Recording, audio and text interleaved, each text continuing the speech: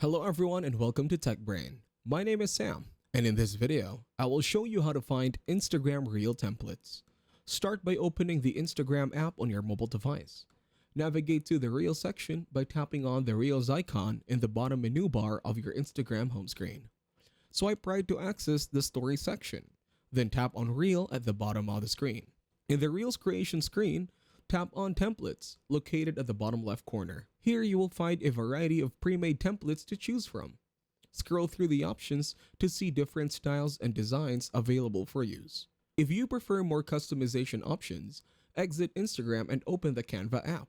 Inside Canva, use the search bar to look for Instagram Reel videos. Canva offers a wide range of templates specifically designed for Instagram Reels. Scroll through the selection to find templates that suit your content needs. Choose a template that interests you and tap on it to open for editing. Customize the template by adjusting elements like text, colors, and graphics. Canva allows you to crop and resize templates to fit your preferred dimensions. To enhance your reel, you can also add audio from Instagram's music library or upload your audio files. Once you're satisfied with your edits, preview the template and make any final adjustments. Then save or download the template and share it directly to Instagram as a reel. That is it.